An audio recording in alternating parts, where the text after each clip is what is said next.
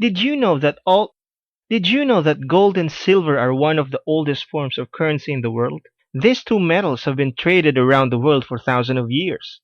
Printed money doesn't even come close to the value of gold and silver. In many ways, people still consider it as the de facto standard for currency. In the past, gold has always been known as a symbol of the rich and the elite. Silver is also precious but in more functional ways. Gold, we see it as jewelry and silver as silverware. Gold and silver is a sign of money and power. They are soft enough to be molded into different forms, and its form gives beauty that entrances people. Unlike currency in the form of paper money, you can't print it out of thin air, so it is inherently valuable. The gold standard is what governments use as a comparison of currency.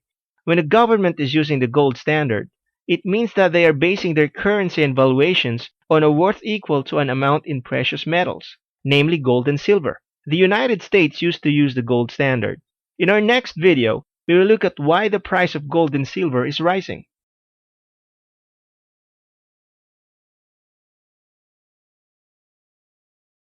In 1971, President Nixon severed the US dollar's ties with the gold system. The US Treasury was running out of gold as more and more people were exchanging their US dollars back to gold. People were starting to lose confidence in the US dollar and more people were emptying the gold reserve. In act of desperation, President Nixon severed the gold standard, thus enabling the US to continually print money. They were effectively creating their own debt and generating as much debt as they wanted in the form of currency. Over the years, the US dollar started dropping and the price of goods started to go up. Now why is that? It is because the US dollar is continually losing its value to the point that, compared to 40 years ago, the US dollar is only worth a fraction of what it used to be. Because currency starts to lose its value, especially with the whole world's currencies, hedged against the US dollar, the price of gold and silver starts rising at an astronomical rate. The demand for gold and silver starts increasing, and the increased demand for it spikes up the price even more. In our next video, we will look at the advantages and disadvantages of investing in gold and silver.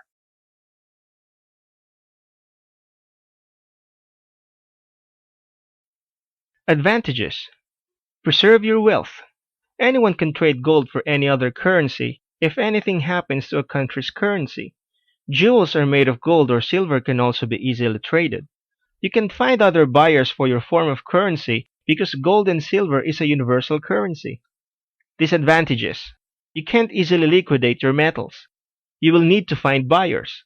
The spread can be high. In other words, you will pay a lot of commission to gold and silver sellers.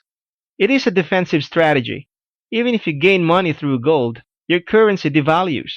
You do not earn interest from the bank. Next, we will look at 5 questions to ask yourself before making any investment.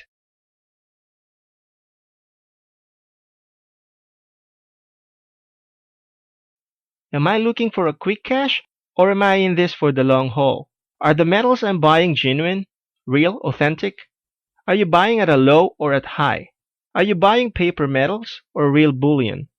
Have I diversified my portfolios enough? Don't put all your investments in one basket. In our next video, we will look at the psychology for any precious metal trade.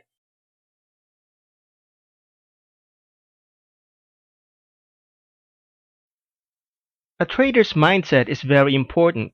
Psychology is infinitely more important than how much you have to invest. A trader with little money but strong psychology is infinitely better than a trader with a weak mind and lots of money. Why is that? Because a person with a proper mindset can double, triple, or quadruple their money, while a person with a poor psychology can lose it all overnight. The key is to be detached with your money. It is better to trade with money that you can spare rather than money you depend on, life or death money. Can you hold a trade? What happens when the price takes a plunge?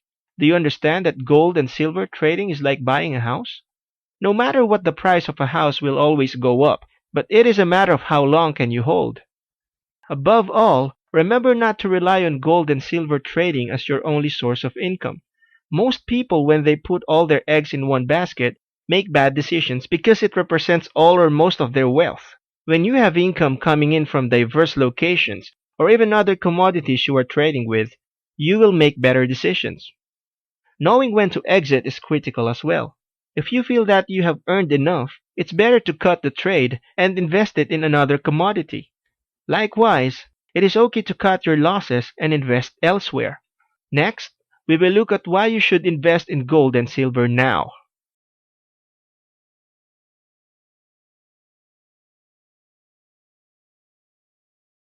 Start diversifying your assets. Do not trust in your local currency, which fluctuates with events. Protect your wealth. Gold and silver are always in demand and are limited in supply, so you can always find buyers. Always scout around for desperate buyers who are trying to liquidate their gold and silver for currency. They are your best people to target when you are buying gold. You can even offer low ball offers and see who will take the bait. Like attracts like.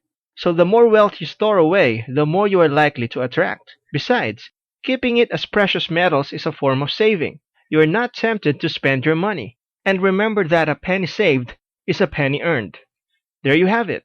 Be sure to invest wisely.